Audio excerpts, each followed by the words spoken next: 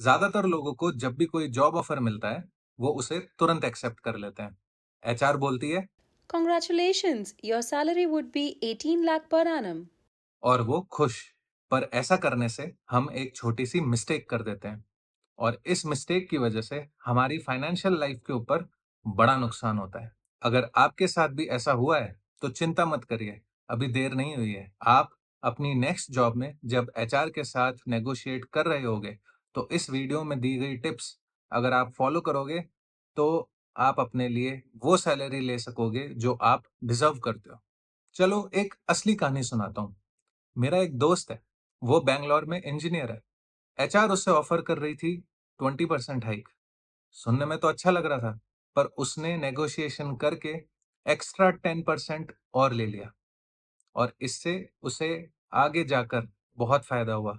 ऐसा इसलिए क्योंकि आपकी स्टार्टिंग सैलरी आपकी सब्सिक्वेंट इंक्रीमेंट्स और नेक्स्ट जॉब की हाइक डिफाइन करती है। इंडिया में तो स्पेशली एचआर को बोला जाता है कि आपका टारगेट है कम से कम सैलरी पे लोगों को हायर करो, और उसके लिए वो आपको लो बॉलिंग ऑफर देते हैं।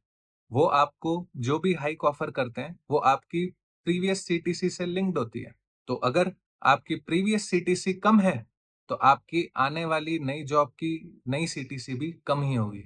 एंड इसीलिए सैलरी नेगोशिएशन कंपाउंड इंटरेस्ट का चाचा होता है।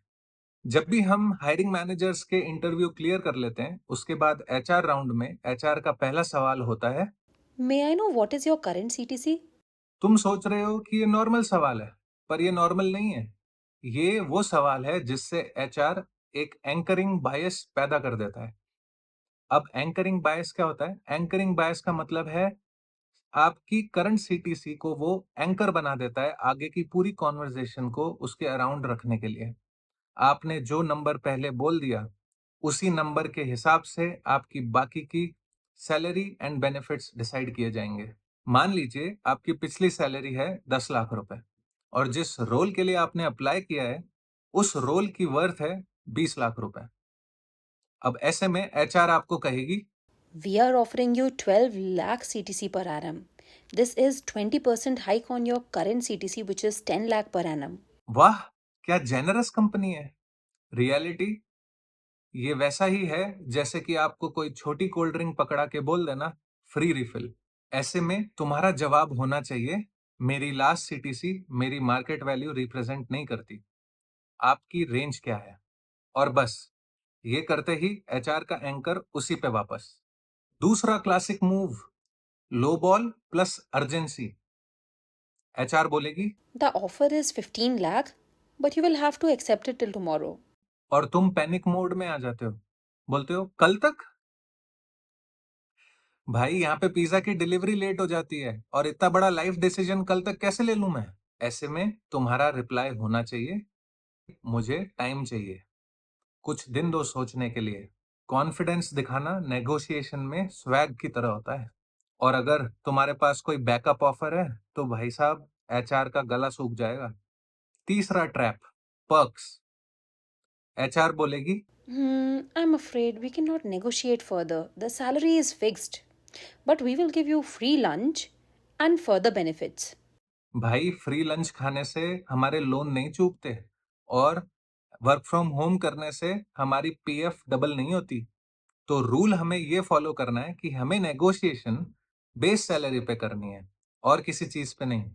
अगर बेस सैलरी पे नेगोशिएशन अच्छे से नहीं हुई, तो हमारी सैलरी हमेशा डाइट पे ही रहेगी, थोड़ी थोड़ी, कभी फुल प्लेट नहीं।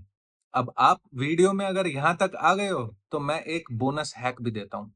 ये बोनस हैक है चुप रहना। तुम बोलो कि बेस्ड ऑन माय एक्सपीरियंस मुझे 18 लाख चाहिए, और फिर चुप। एचआर सोचेगी कि अभी तुम और जस्टिफिकेशन दोगे इसके पीछे कि 18 लाख क्यों चाहिए, पर तुम नहीं देना, तुम चुप रहना। अगर तुम चुप रहे, तो एचआर की आंखें फड़कने लगेगी। 9 में से 10 केसेस में वो खुद ही बोलेगी। Okay, let's see what we can do. तो साइलेंस बेसिकली आपका न्यूक्लियर वेपन है। हमें ग्रीडी नहीं दिखना है, हमें बस हमारी डिमांड को वैल्यू बेस्ड फ्रेम में रखना है। हमें यह बताना है कि इतने पैसे हम क्यों मांग रहे हैं, हम क्या वैल्यू ऑफर कर रहे हैं।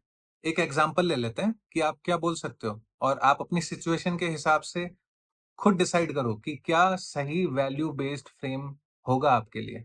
Through my work I have improved my previous companies efficiency by 20%, so I think 18 lakh is a right number for me. This is a number that I deserve. देखो, तुम सैलरी नेगोशिएट कर रहे हो, भीख नहीं मांग रहे हो। सैलरी वो चीज होती है जो आप डिजर्व करते हो, इसलिए टोन मैटर करती है। तो भाई मेरे, कॉन्फिडेंस रखना। इंडिया में जॉब स्विच करने वालों को 20 to 35% on an average hike मिलता ही है, और कुछ कुछ नीश रोल्स तो ऐसे होते हैं जहां पे 50% तक हाइक मिल जाती है।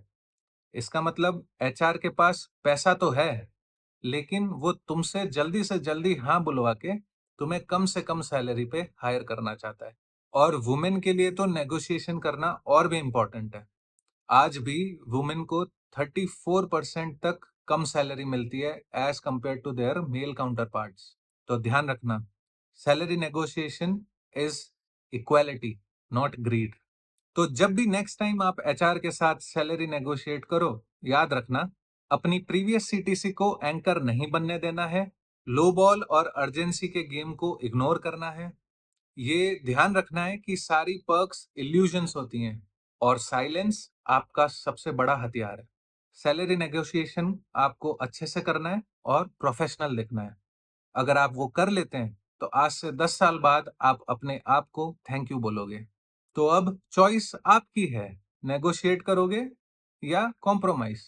इस वीडियो को लाइक करो अगर किसी भी एचआर ने आपको कभी लो बॉल ऑफर दिया है तो, और सब्सक्राइब जरूर करो, क्योंकि हर एक पैसा जो आज आप नेगोशिएट करोगे वो आगे जाके आपको कंपाउंडिंग रिजल्ट्स देगा। यहाँ पे आने के लिए धन्यवाद। अपना ख्याल रखिएगा। मिलते हैं अगले वाले में।